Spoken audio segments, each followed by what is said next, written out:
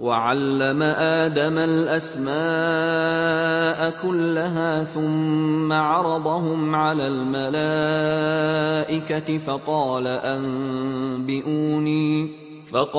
أنبئوني بأسماء هؤلاء إن كنتم صادقين۔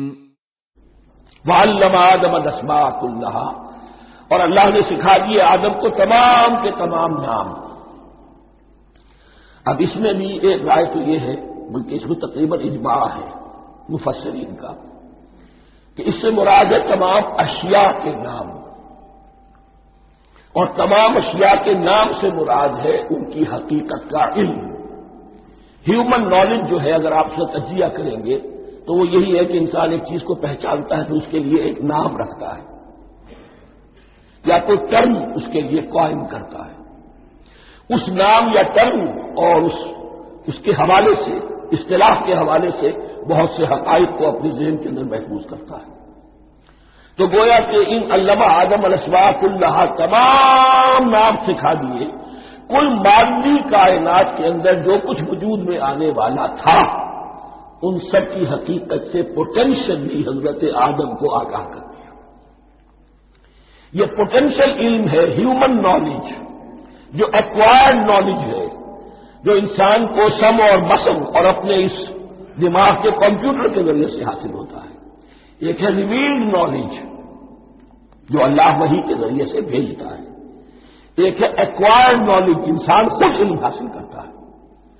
اس نے آنکھوں سے دیکھا، کان سے سنا، نتیجہ نکالا، اور اس کمپیوٹر نے اس کو پروسیس کیا، اس نتیجے کو کہیں میموری کے اندر سٹور کر لیا۔ یہ کمپیوٹر ہے بہت بڑا۔ پھر کچھ اور دیکھا، کچھ اور سنا، کچھ چھو کر معلوم ہوا، کچھ چکھ کر معلوم ہوا، کچھ سونگ کر معلوم ہوا، کوئی اور نتیجہ نکلا، اسے وہ پاس میموری کے ساتھ اس کو ٹیلی کیا اور نتیجہ نکالا۔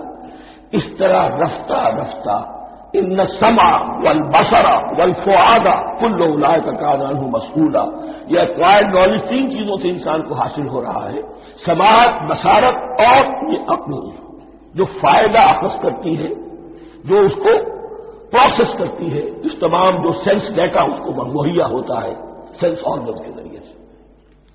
یہ علم ہے جو پوٹینشلی حضرت آدم کو دے دیا گیا۔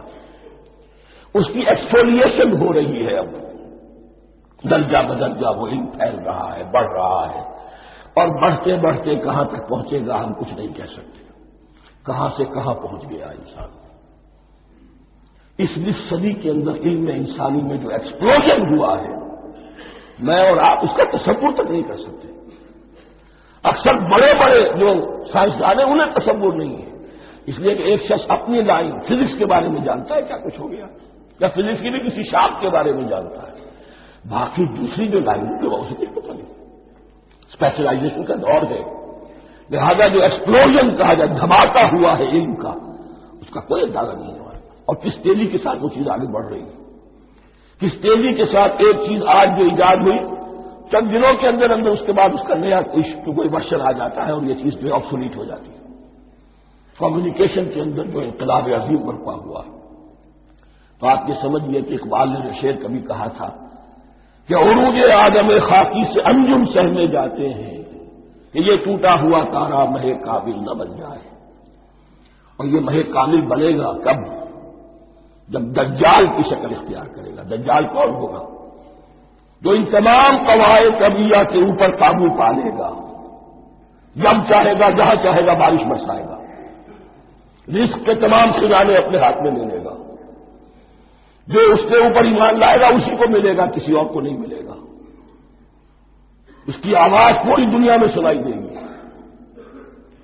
وہ چند دنوں کے اندر پوری دنیا کا چکر لگا دے گا۔ یہ ساری چیزیں جو حدیث میں دجال کے بارے میں آئی ہے، وہ اسی علم آدم ایکوائرڈ نالج کے اس حد کو پہنچ جانا کہ وہ ٹوٹل مسٹریز نیچر کی جو ہے وہ اس پر منکشف ہو جائے، اور ان قواعد طبیعہ کو وہ ہارنس کر لے، قابو میں لے آئے اور انہیں استعمال کرے۔ کبھی جب ہمارے کسی بہت 200-300ویں کوئی پیڑھی میں کوئی ہمارے جد امجد ہوں گے جنہوں نے کوئی چٹان دیکھی کہ گری، پتھر پر پتھر ٹکرایا تو آگ، اس میں سے شعلہ نکلا، اس کا یہ مشاہدہ کافی ہو گیا آگ پیدا کرنے کے لیے، پتھروں کو ٹکراؤ آگ پیدا کر لو۔ یہ اس دور کی سب سے بڑی ایجاد تھی، آگ، انرجی۔ اب وہ انرجی کہاں سے کہاں پہنچی، وہ آگ نے باپ کی شکل اختیار کی، پھر ہم نے بجلی ایجاد کی، اور کب کیا ہے، ایٹمک انرجی ہے، اور ڈبل کیا کیا ہے، اللہ عالم۔